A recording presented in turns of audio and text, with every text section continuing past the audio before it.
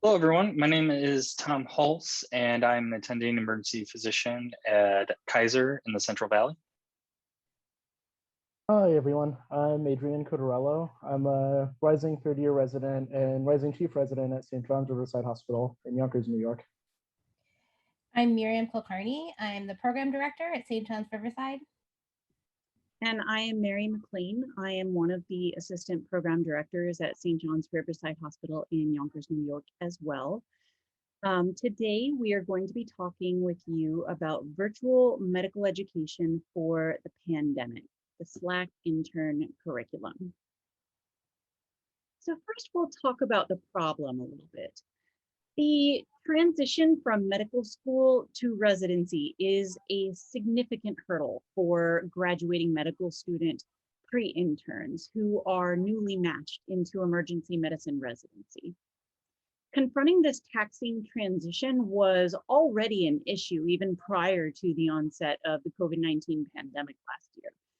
Part of the problem is that there has always been a disconnect between the preclinical coursework and actual clinical application.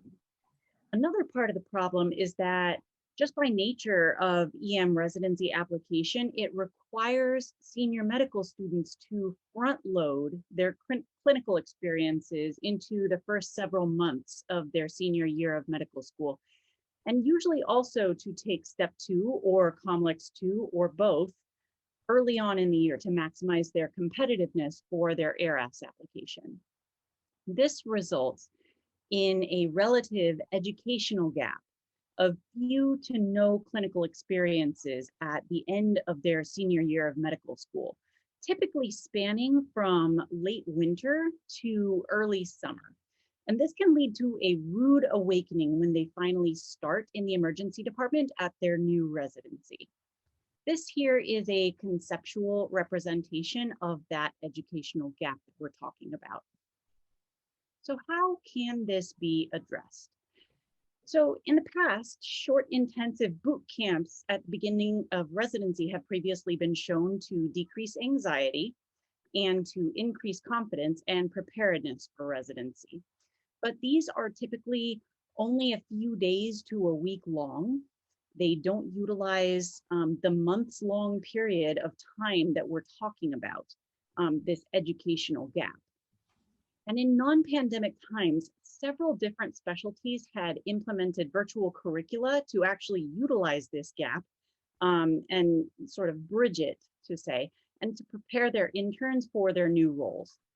Social media platforms even have offered invitation-based private workspaces as virtual classrooms, providing a virtual space for groups to share and build knowledge in addition to following a provided curriculum.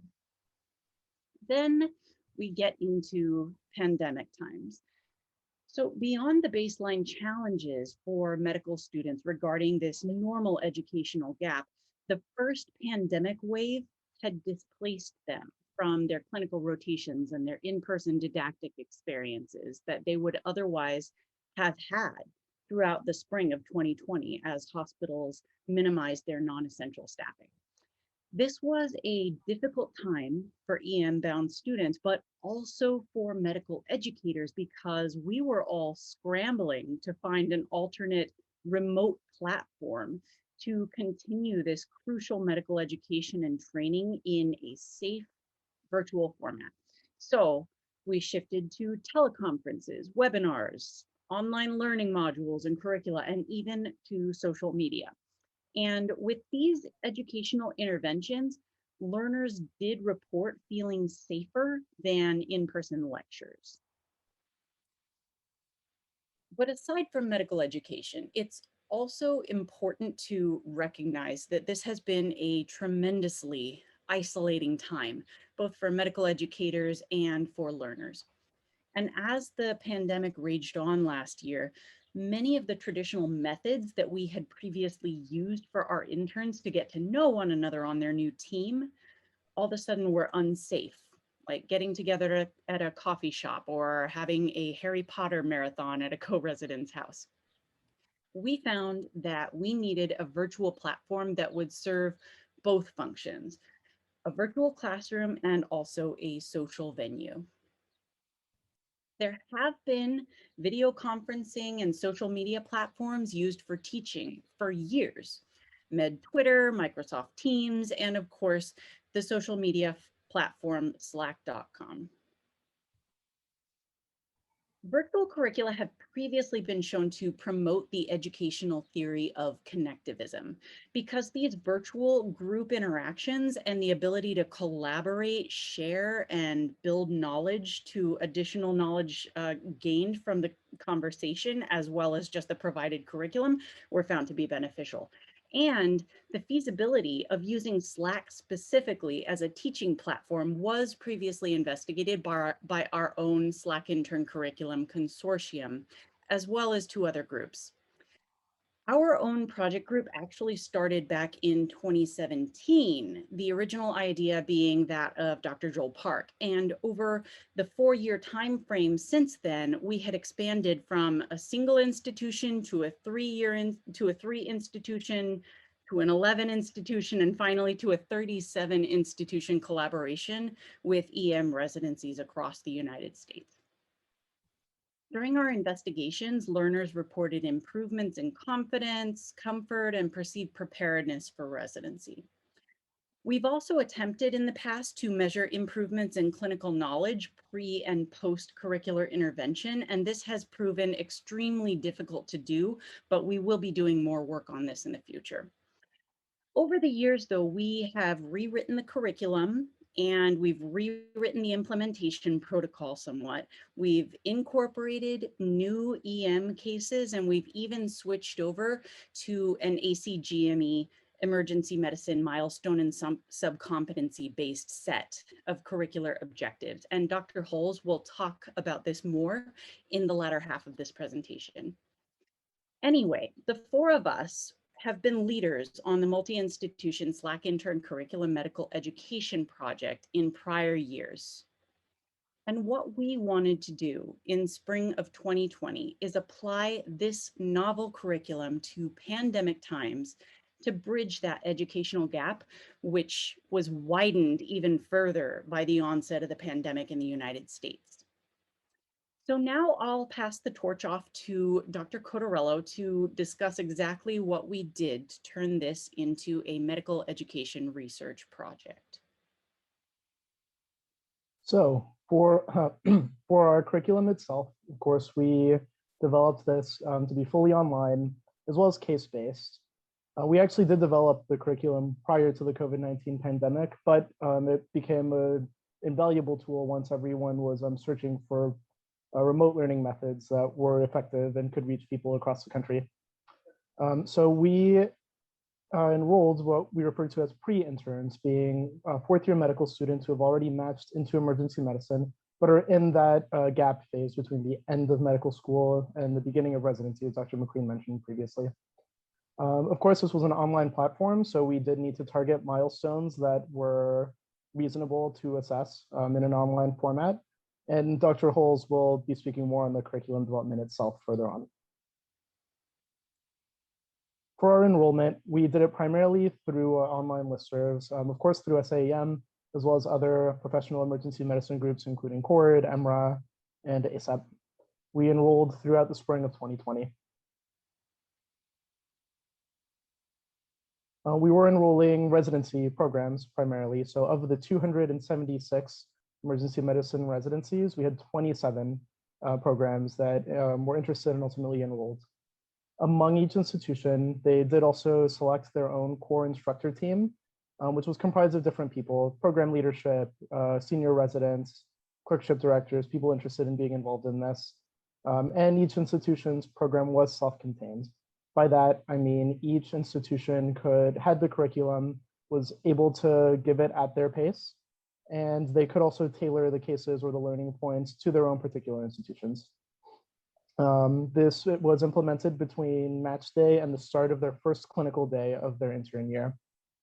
One kind of benefit to doing this over Slack and virtually was that it could be discussed over multiple days. The idea with that was that it would allow for discussion from pre-interns from different parts of the country that may be on different time zones or have different schedules. as well as allowing time for thoughtful questions and discussion and input from the faculty and other people on the instructor team. Further, it was also the messages stay online once you post them within the private Slack channel.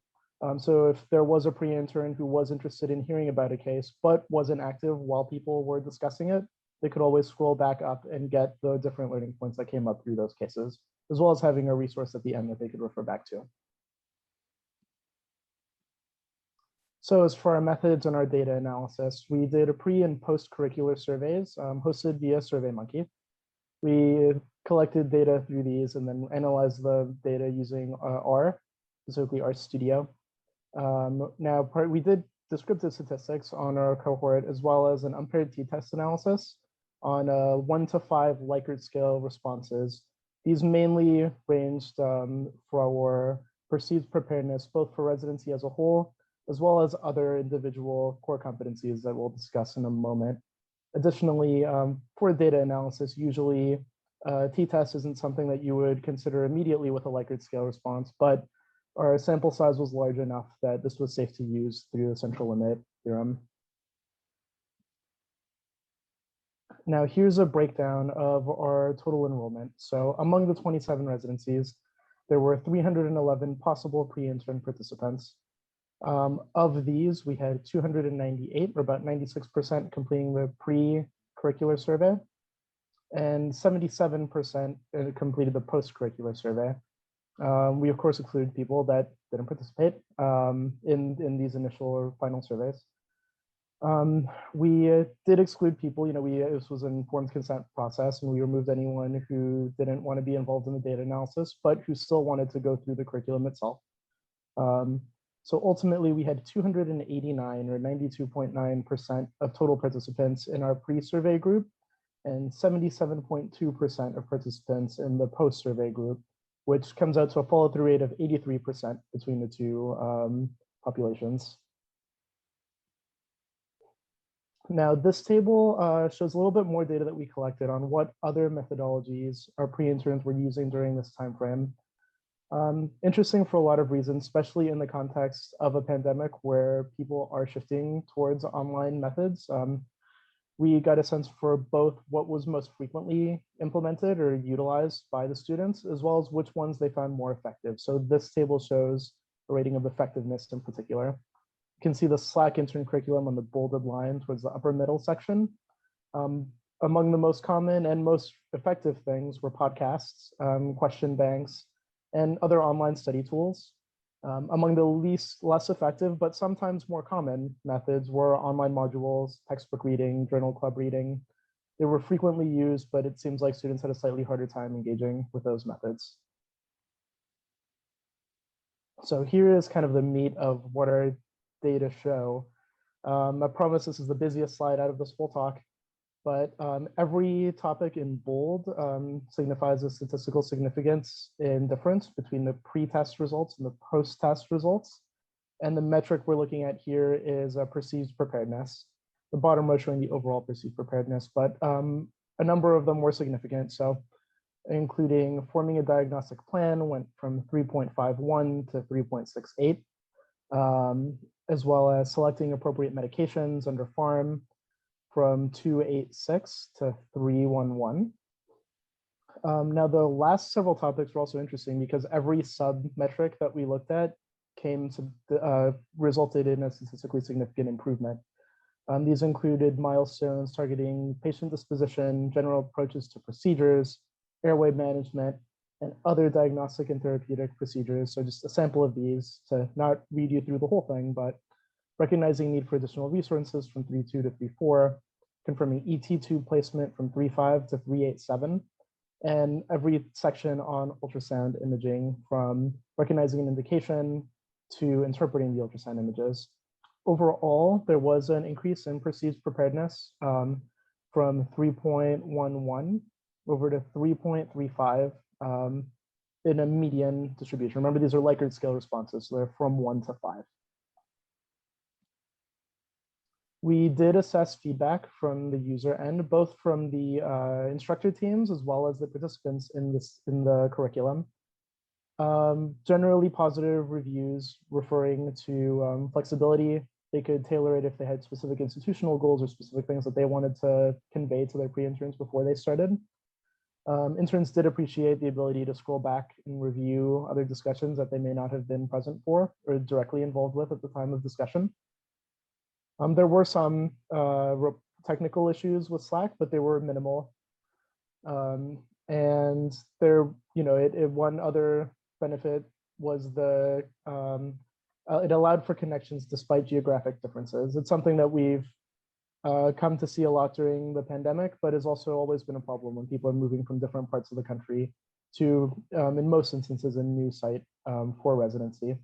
Instructors also noted that they felt a stronger connection to their incoming intern class compared to other years. There were a few limitations from the interns as far as things that impeded their engagement with the curriculum, including existing commitments to family, such as vacation or other existing plans involving the move to residency, packing and finding housing and that sort of thing. Some limitations in our data analysis. We didn't have a control group for this. We were looking specifically at the curricula population. We also couldn't assess for every core EM competency or milestone because some of them just weren't things that made sense to really try to assess through an online platform. There was some attrition as far as participation, and I think most institutions noted that they had a lot of engagement at the beginning, and then the engagement would wax and wane. And of course, we spoke a little bit about the analysis of paired data, and we only looked at emergency medicine pre-interns. So in theory, this could be different among other subspecialties. So just a few last points from me. The COVID pandemic, of course, has brought a lot of attention to virtual modalities for medical education, and I think highlighted how important it is to have these available. From our data, we found that interactive options, including question banks, podcasts, were found to be more effective by the participants than offline or more passive options like reviewing a textbook or reviewing a journal article, even when some of those things were more commonly being used or tried or assigned by institutions in some cases.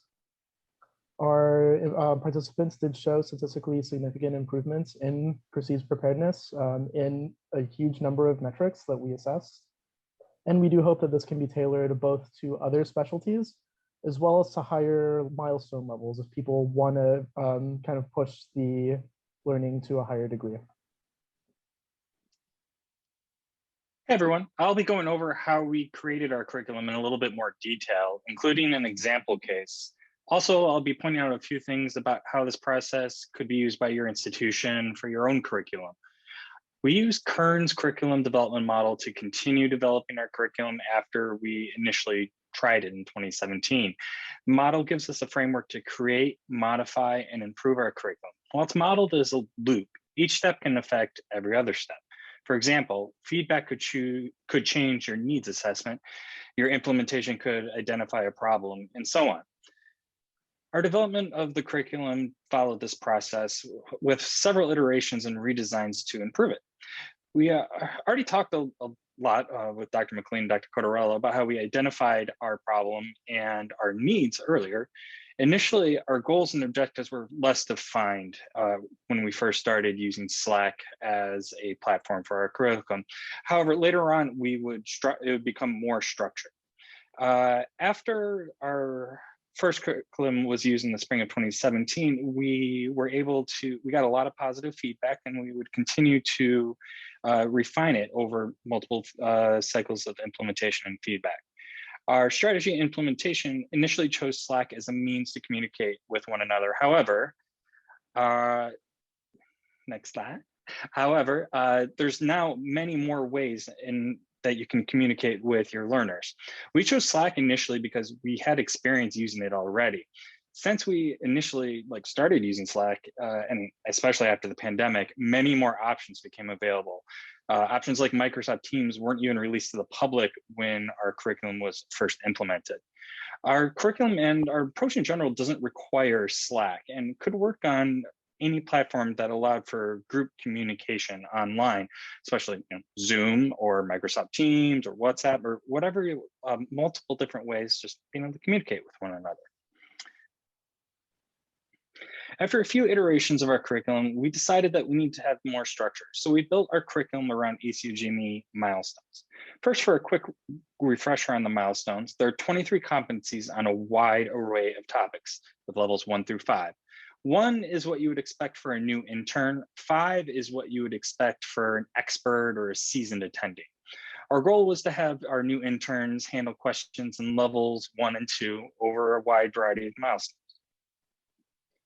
Next, we had to identify what we wanted in the curriculum. We had already decided to prioritize ACGME milestones, but we had to figure out what you can teach within the limitations of our online program.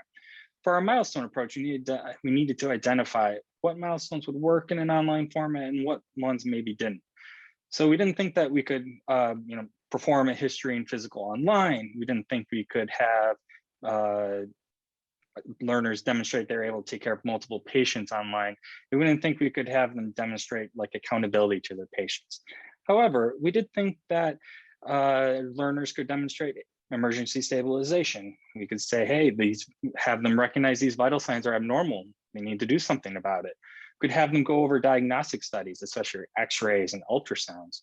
Pharmacotherapy is always a great way to, it's always easy to make questions for, and we could definitely use that. We also thought we could teach the basic parts of procedures. While you can't practice doing a procedure, you can go over indications and contraindications. And we also provided links to videos demonstrating procedures. Next, we created a table and also created we sorted through the milestones that we thought we could address effectively using Slack. And then we focused on the stabilization diagnostic studies, creating a differential diagnosis, pharmacology, disposition, procedures, airway, and ultrasound. We then created cases that hit on those classic can't miss diagnoses that were designed to hit specific milestones in multiple different ways. So we hit on stroke, trauma, PE, AAA, small bowel obstructions, ectopic pregnancies, septic UTIs in a geriatric patient, asthma in a pediatric patient. Try to sample as many different areas and many different patients as possible. And that seems like a bit much, but we'll go over an example. So we'll go over the outline of the case, the structure of the questions, and some of the visual cues that we use. This is our STEMI case, and we lead with this introduction. A 54-year-old male with a history of heavy tobacco use, hypertension, and hyperlipidemia presents to the ED with chest pain, onset 1 hour ago. The pain is worse under his sternum and radiates to his right shoulder. It improves when he rests. He's in 7 out of 10 pain at this time. He gives his vitals, and he just give a basic physical exam. He appears anxious, diaphoretic, and mild distress. Next, we provide our first visual cue. This EKG gives me angina, but this is what we show learners at the initial case description. You'd be surprised how often this starts a discussion about exactly what is in this EKG. There's frequently a fair amount of debate over whether or not this is definitely a STEMI, but that's the goal of our curriculum. Next, we go in a stepwise fashion through the case. So we do each of these one at a time to try to get participation from multiple different people. So first we say give the interpret this EKG. That hits our milestone number 3, diagnostic studies. Create a differential diagnosis for this patient. It's milestone 4. And then we go over what interventions, if any, are needed immediately in the ER. That hits milestones 1, which is stabilization, 7, which is disposition, and 5, which is pharmacology, giving heparin and Brilinta and so on. And we ask what additional workup needs to be ordered, which hits milestone 7, disposition, and milestone 3, diagnostic studies. Learners are then asked to interpret a normal chest x-ray. That is milestone 3. And then finally we go with what is the best disposition for this patient. It also gives us a chance to discuss STEMI specific protocols for our hospital.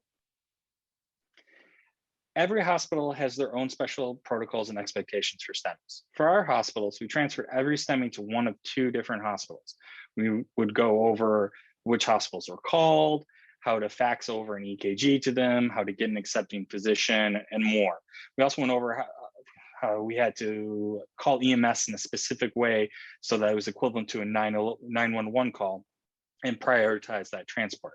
It was a good way to introduce our STEMI protocols to our interns in the context of a case, as opposed to a dry meeting going over policies and procedures.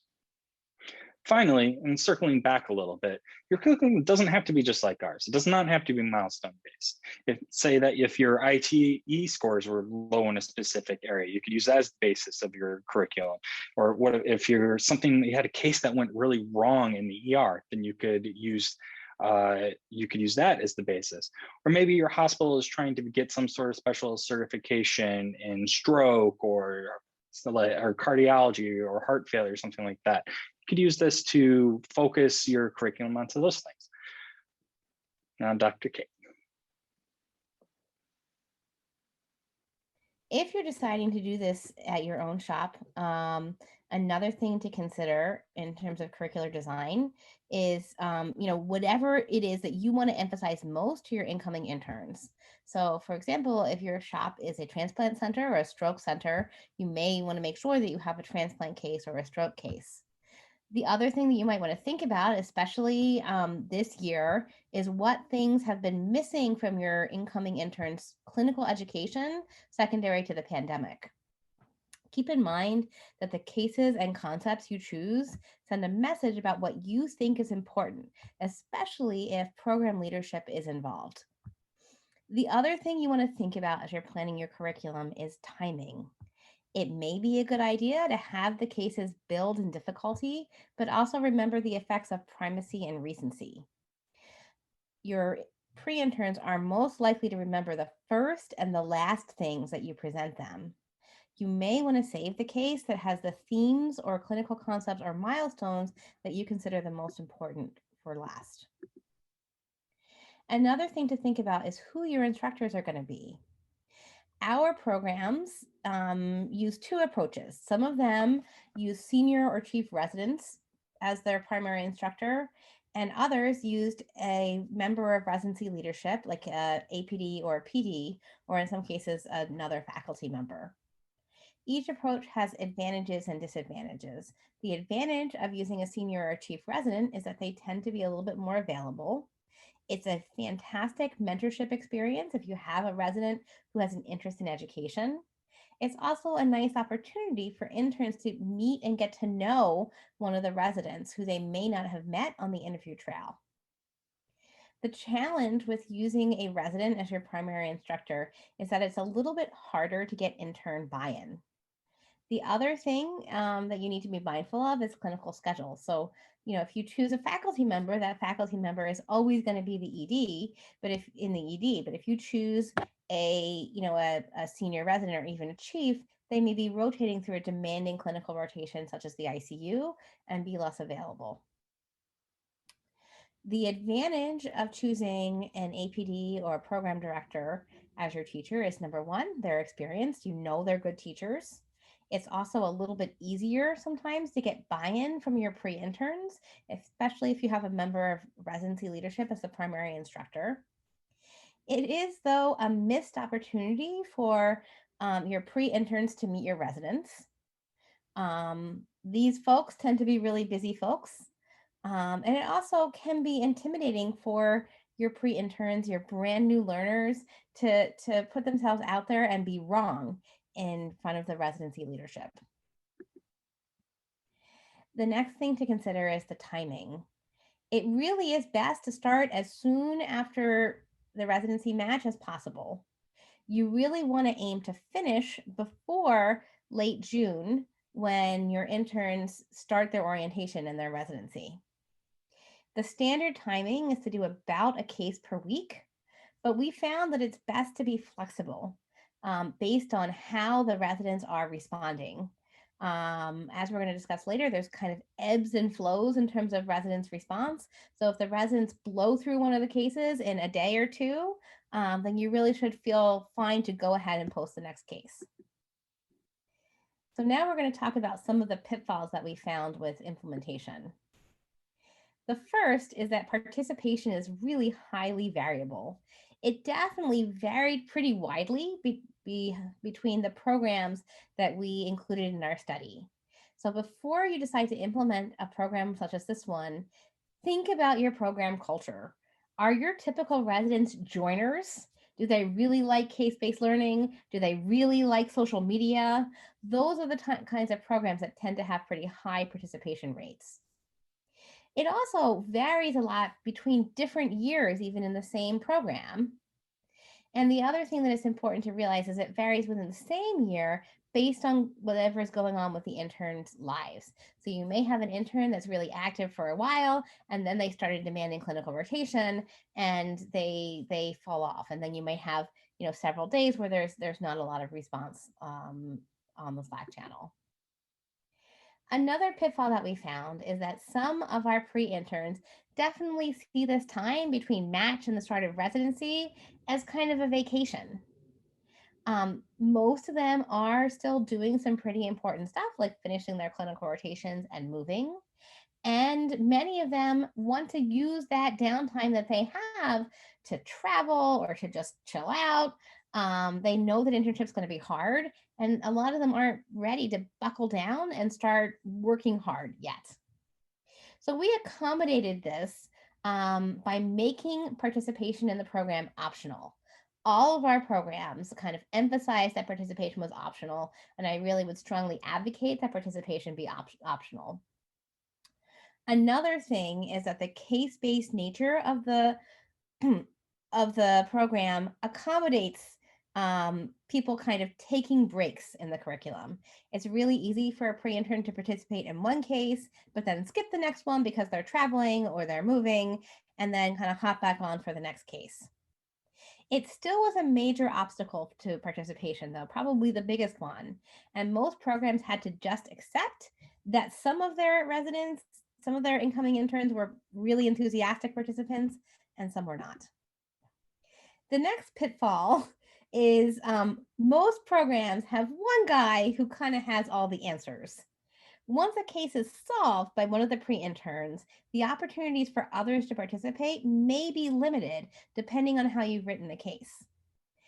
And many programs would find that one pre-intern would do this for multiple cases in a row, and it sometimes put a damper on participation from anybody else. One way to prevent this is by having multiple questions associated with each case and releasing a few questions at a time. So that way, it kind of gives an opportunity for more of the pre-interns to participate, even if one of them has kind of jumped on the questions as soon as they've come out and answered the initial questions. The last major pitfall is the dreaded Slack silence. Like I said earlier, there are ebbs and flows in the participation of pre-interns in pretty much all of the programs that participated. And so even in programs that were fairly active, you know, the primary instructor might post a case and then just hear nothing for several days. There are some ways to deal with this. One of them is if you find that participation is kind of petering off, you can condense the questions, and instead of having one case where the questions are kind of presented stepwise over several days, you can present all the questions at once.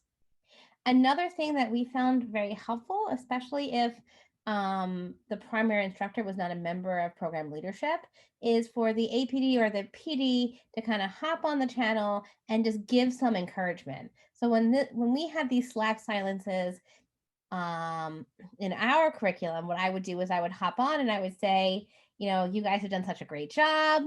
I bet, you know, I'm really impressed with all your answers. I bet one of you knows the answer to this case.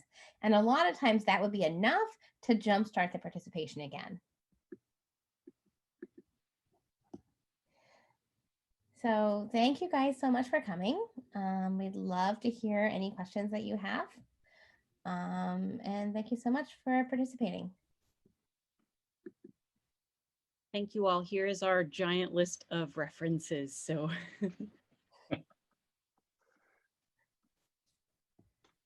and also, if you do want to see our prior publications, one was just released from Academic Emergency Medicine Education and Training.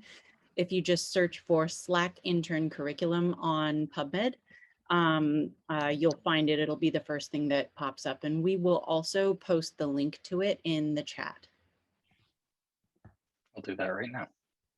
Feel free to reach out to us at any point. I'll also put my email in the chat, and I'm sure that the other speakers will as well.